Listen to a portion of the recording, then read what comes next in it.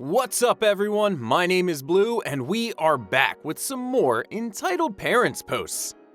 These parents just think everything belongs to them and they should always get their way. If you haven't yet, please consider subscribing to the channel. And with that, let's get into it. Entitled mother falsely accused me of stealing a Pokemon card from her daughter. This happened years ago, but I randomly remembered it today and realized that this story belongs here. When I was a kid, I was super into the Pokemon trading card game. I went to this comic book store on Friday nights to play it with other people.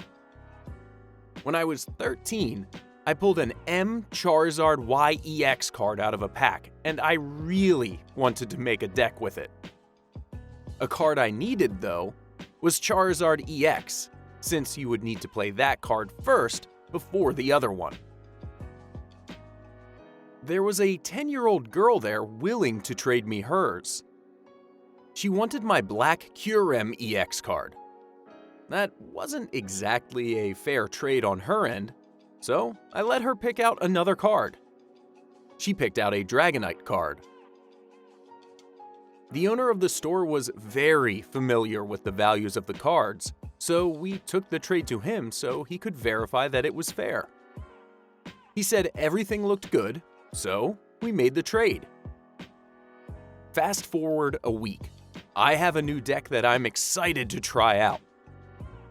Almost immediately when I get in the store, a woman comes up to me and demands that I give her the card back.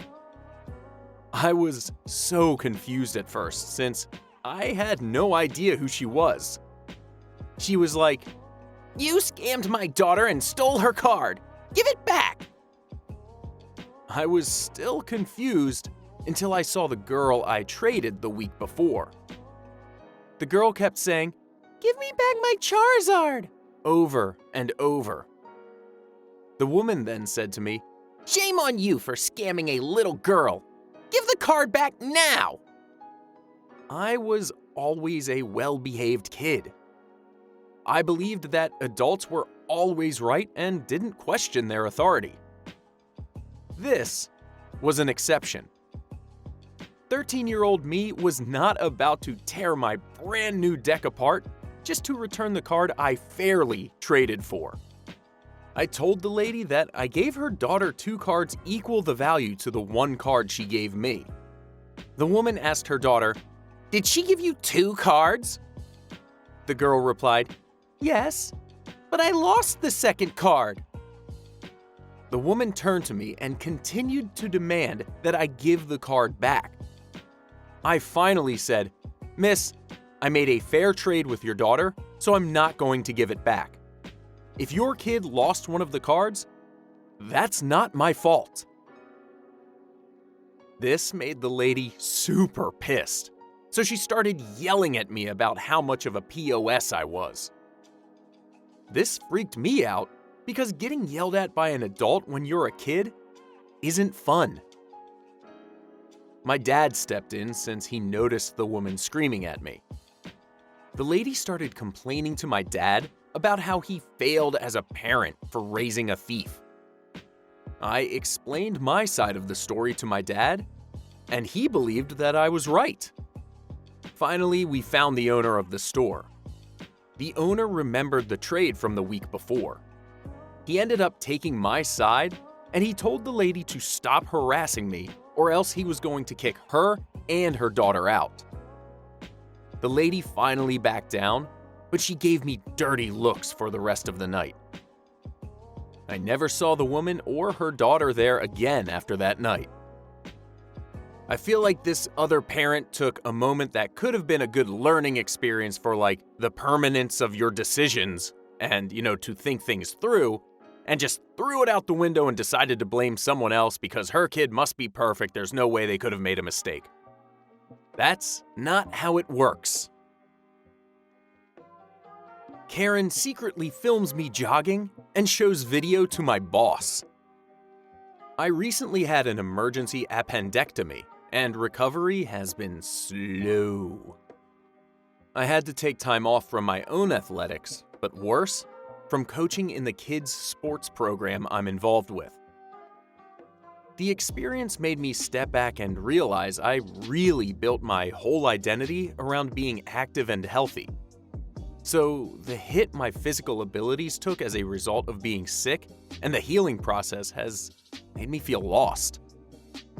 I've been working to regain the joy I used to experience from exercise without going, "Oh, you used to be so much faster with that," or "Your technique used to be so much stronger," or "You don't fit in anymore," or whatever else, and just enjoy myself regardless of the level I'm at. But, ironically, the anxiety about not being able to do what I used to has made regaining those abilities difficult. It made me self-conscious about exercising in public spaces, but I was starting to finally get over it as friends convinced me the source of the concerns were all in my head. There's no way to get back to it other than training. So, despite the anxiety, I started running again, as soon as the doctors approved it. I went to the local track and just did a few slow laps each morning, building up speed every few days, and I've only just been authorized to add some sprints and body weight strength training to the mix. Occasionally, there were other people at the track, but I didn't really notice because I run with headphones on and try to zone out in these lighter sessions. But little did I know, my friends were wrong. It was not all in my head. I was being watched, and more than that, I was being judged. My absolute catastrophe-level worst nightmare at this stage of building back my strength and speed. On Friday, I was setting up for practice at the kids program, and the head coach asked me into his office because a parent had a complaint. A parent I didn't know too well, Karen, was there, and she said she had specific complaints about me. The meeting almost didn't happen because of Karen's initial refusal to put on a mask, required in our facilities for now. But eventually, her desire to tell on me for whatever she thought she had me on overrode her freedoms to infect everyone. I was a bit nervous, as anyone is being called to meet with their boss over a complaint, but I figured it was a classic case of, "My kid should start more," or "I know my kid tried out as a midfielder, but I want him or her to switch to defense." That kind of rules don't apply to me thing. But instead, I sit down in the office and Karen is playing my boss a video of me running on the track that she filmed from afar. It's surrounded by stadium-style risers. I was horrified, both because no one is ever totally used to seeing themselves on video, and because I was just embarrassed about how slow I was. But most importantly, because why was a virtual stranger, I'd met her personally maybe 4 times ever, filming me while I ran on my own time at a private facility? She then went on to explain that her 8-year-old son, one of the players on my squad, was lapping me in the video and insisting the coaches need to hold themselves to higher athletic standards than the young players if they want to prepare them for college teams. Again, her son is 8. Apparently, her son would sometimes be running on the track while her older child was practicing on a nearby field. I never noticed. The kid is still relatively new, and I don't pay much attention to the other people on the track. My boss patiently but firmly explained to Karen that my physical abilities are not the parents' concern, and all personnel are closely managed by the head coaches who understand each unique situation and what's appropriate, and that her son wouldn't be impacted. Karen then went on to say my being out of shape was probably connected to why I'd been taking so much time off lately. Technically yes, it is because I was in the hospital. And complaining that the personnel changeover isn't good for the kids. My boss again reiterated that the head coaches hadn't changed or taken any time off, and that I was still one of the most skilled in the area I instruct, so this was not her concern.